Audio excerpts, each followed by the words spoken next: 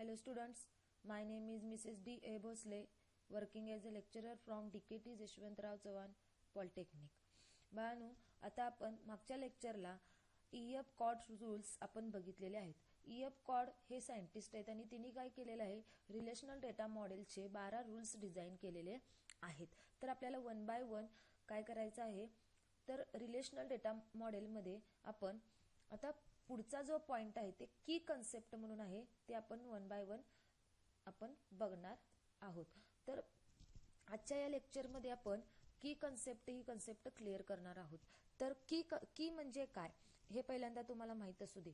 तर keys are also used to identify the relationship uniquely and differentiate these from each other.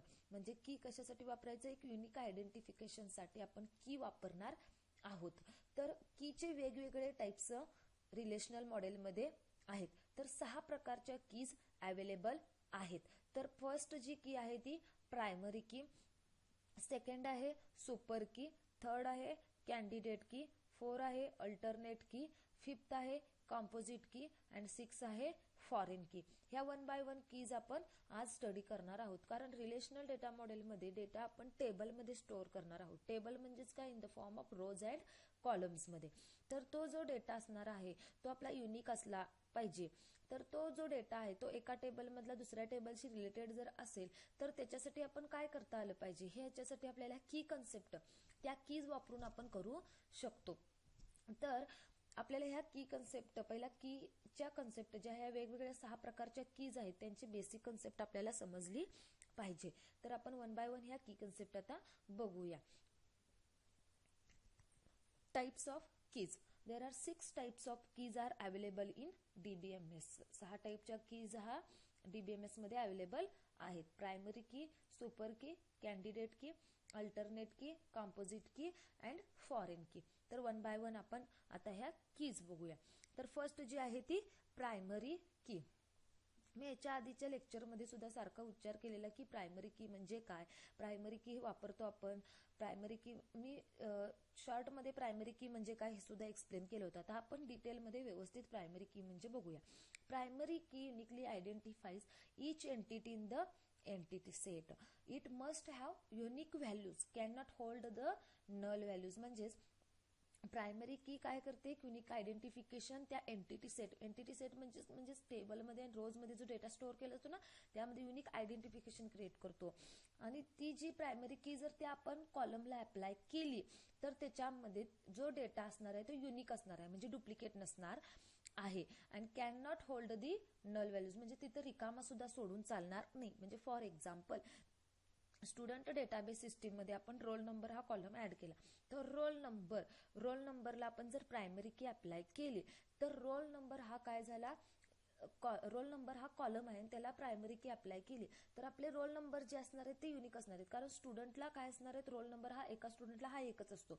म्हणजे roll number 1 चे 2 student नसणार आहेत, म्हणजे डुप्लिकेट डेटा नसणार आहे. युनिकच व्हॅल्यूज त्या रोल नंबर मध्ये स्टोअर केल्या जातील.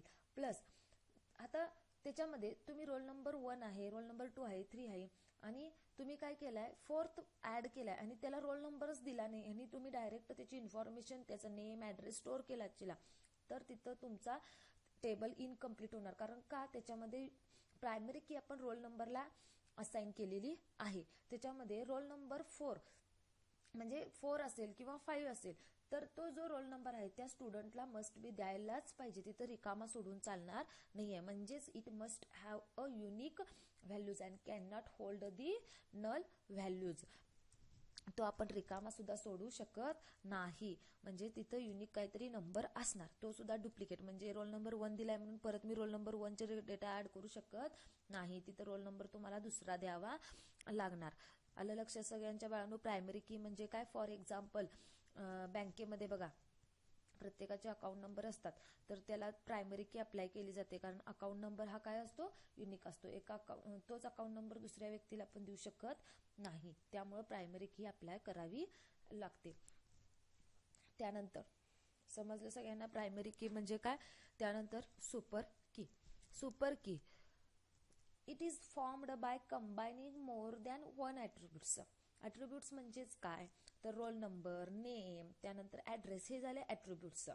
तर हे कधी तयार होत्या सुपर की, तर formed by combining more than one attributes, म्हणजे एकापेक्षा जास्त ॲट्रिब्यूट्स आपण एकत्र तयार करायचे आणि त्याला असाइन करायचे, तर त्याला म्हणायचं super key. This key is a formed by combining more than one attributes for the purpose of uniquely identifying entities. तुम्हाला युनिकली आयडेंटिफाय करायचं आहे, म्हणजे तुम्हाला आयडी वरून आणि नेम वरून करायचं असेल तर तुम्ही आयडीला आणि त्या नेमला तुम्ही ह्या दोन्हीच्या कॉलमला, दोन्ही ॲट्रिब्यूट्सला काय करू शकताय, सुपर की म्हणून अप्लाय करू शकताय. म्हणजे for example in student database system having attributes, त्याच्यामध्ये ॲट्रिब्यूट्स असू शकतात, रजिस्ट्रेशन आयडी असू शकतो, त्यानंतर रोल नंबर असू शकतो, त्यानंतर नेम असू शकतो, त्यानंतर ॲड्रेस असू शकतो, कॉन्टॅक्ट नंबर असू शकतो.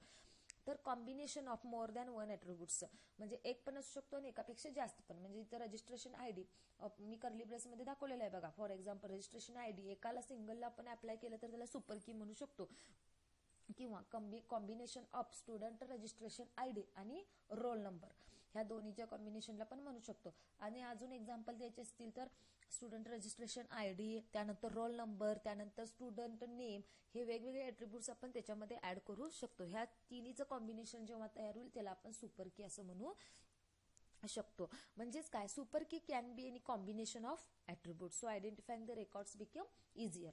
म्हणजे ज्याच्यामुळं आता बघा आयडी आणि इथं for example student registration ID आणि स्टुडंट रोल नंबर ह्या दोन्हीचं कॉम्बिनेशन करून एक सुपर की तयार केलं. आपण आयडी वरून आणि रोल नंबर वरून इझिली त्या स्टुडंटचा डेटा आयडेंटिफाय करू शकतो. त्याच्यासाठी आपण डेटाबेसमध्ये प्रायमरी की अप्लाय करतो. त्यानंतर थर्ड आहे कॅन्डिडेट की. कॅन्डिडेट की म्हणजे काय, कॅन्डिडेट की it is a formed bye collection of attributes which holds the unique values they are selected from set of super keys. Unique values असतात म्हणजेच काय, आता ह्याच्यामध्ये डुप्लिकेट व्हॅल्यूज नसणार आहेत. सुपर की without redundant value is non as candidate की. म्हणजे विदाउट रिडंडंट म्हणजेच काय, सुपर की म्हणजे नेम, आता मगाशी मी सांगितलं combination of more than one attribute म्हणजे सुपर की.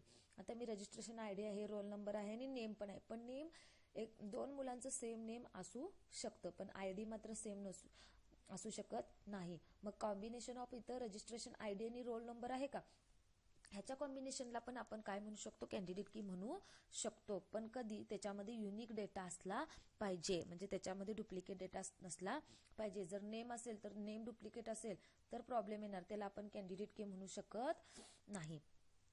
आलं लक्षात बाळांनो सगळ्यांच्या. म्हणजे आता फॉर एक्झाम्पल स्टुडंट डेटाबेस सिस्टीममध्ये ॲट्रिब्यूट्स आहेत, रजिस्ट्रेशन आयडी आहे, रोल नंबर आहे, नेम आहे, ॲड्रेस आहे, कॉन्टॅक्ट नंबर आहेत. तर आपण ह्याच्यामध्ये स्टुडंट रजिस्ट्रेशन आयडीला आपण काय म्हणू शकतो, कॅन्डिडेट की म्हणू शकतो, किंवा स्टुडंट रोल नंबरला पण आपण कॅन्डिडेट की म्हणू शकतो, किंवा कॉम्बिनेशन ऑफ रजिस्ट्रेशन आयडी आणि रोल नंबरला पण आपण काय म्हणू शकतो, कॅन्डिडेट की म्हणू शकतो. त्यानंतर फोर्थ की आहे alternate key. Alternate key from all candidate keys only one key get selected as a primary key. Remain keys are also known as alternate किंवा सेकंडरी कीज. म्हणजेच काय, आपण कॅन्डिडेट की बघितल्या. कॅन्डिडेट की म्हणजेच काय, तर सुपर कीला पण आपण कॅन्डिडेट की म्हणू शकतो, पण कधी म्हणू शकतो, ज्याच्यामध्ये डेटा युनिक असला पाहिजे अशा ॲट्रिब्यूट्सला आपण काय म्हणू शकतो, कॅन्डिडेट की अप्लाय करू शकतो. म्हणजे रजिस्ट्रेशन आयडी आणि रोल नंबरला आपण काय म्हटलेलं आहे, कॅन्डिडेट की म्हटलेलं आहे. मग आता रजिस्ट्रेशन आयडी आणि रोल नंबर ही सुपर की पण झाली, कॅन्डिडेट की पण झाली. मग ज्या रिमेनिंग राहतात त्या दोन्हीला सोडून तर त्याला काय म्हणायचं, अल्टरनेट की. म्हणजे for example in a student database system student address, contact number, date of birth ह्या काय झाल्या अल्टरनेट की. रजिस्ट्रेशन आयडी, रोल नंबर ह्या काय झाल्या कॅन्डिडेट कीज झाल्या. त्यानंतर नेक्स्ट आहे ती कॉम्पोजिट की. It is a key which consists of more than one attribute to uniquely identifies rows in the table. It is a key which consists more than one एकापेक्षा जास्त attributes असतात. To uniquely identifies the roll number in the rows in the table. Table मधला आता जो data आहे स्टुडंटचा जो data आहे तो इझिली आयडेंटिफाय करण्यासाठी आपण एकापेक्षा जास्त ॲट्रिब्यूट्स आपण यूज करू शकतो. फॉर एक्झाम्पल इथं काय दिलेलं आहे, स्टुडंट रजिस्ट्रेशन ID दिलेला आहे, त्यानंतर रोल नंबर दिलेला आहे, नेम दिलेला आहे, ह्याच्यावरनं आपण त्या रोल नंबर एखाद्या पर्टिक्युलर स्टुडंटचा डेटा आयडेंटिफाय करू शकतो. आपण कंपोजिट कीला आपण कंपाऊंड की सुद्धा असं म्हणू शकतो. For example in student database system attributes आहेत, रजिस्ट्रेशन ID आहे, रोल नंबर आहे, स्टुडंट नेम आहे, स्टुडंट ॲड्रेस आहे आणि कॉन्टॅक्ट नंबर आहे. तर कंपोजिट की आपण काय म्हणू शकतो, ID आणि रोल नंबरला, हे दोन्हीच्या कॉम्बिनेशनला पण आपण काय म्हणू शकतो, मोर दॅन वन ॲट्रिब्यूट म्हणलेलं आहे. युनिकली रोल नंबर वरून पण आणि ID वरून पण आपण काय करू शकतो, रेकॉर्ड फाउंड करू शकतो. त्यानंतर ID आणि नेम वरून पण फाउंड करू शकतो. त्यानंतर रोल नंबर आणि नेम वरून पण फाउंड करू शकतो, किंवा ID रोल नंबर आणि नेम वरून पण आपण काय करू शकतो, पर्टिक्युलर रेकॉर्ड फाउंड करू शकतो.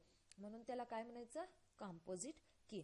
कंपोजिट की किंवा त्याला आपण म्हणू शकतो कंपाऊंड की.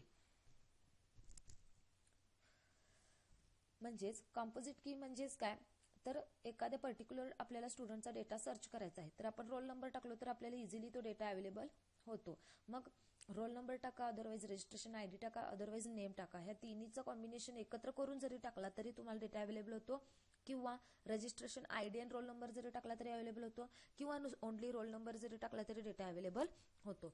तर त्याला म्हणायचं composite key.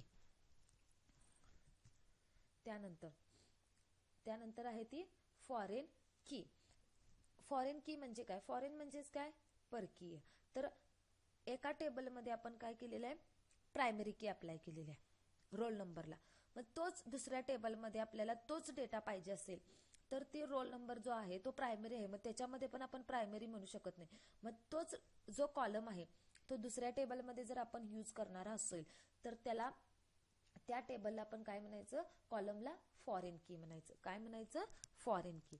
It is also known as a referential integrity constraint. Referential म्हणजेच काय, दुसऱ्या टेबलमध्ये दोन टेबल आहेत, पहिल्या टेबलमध्ये रोल नंबर हा कॉलम प्रायमरी की आहे आणि दुसऱ्या टेबलमध्ये तोच रोल नंबर आपण वापरणार असेल पण ते प्रायमरी की होणार नाही.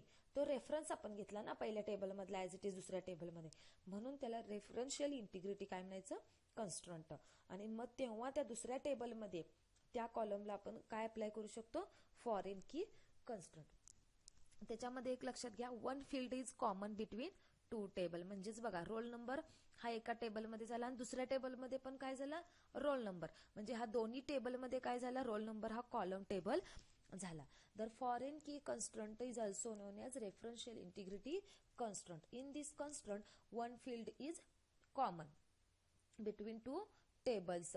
Foreign key represent relationship between tables. There is a parent-child relationship. म्हणजेच मगाशी मी सांगितलं दोन टेबल आहेत, म्हणजे तो जो पहिला टेबल आहे त्याला आपण मास्टर टेबल म्हणतो आणि दुसरा टेबल आहे तो ट्रान्झॅक्शन टेबल. एक मेन टेबल आहे आणि दुसरा सेकंड टेबल आहे.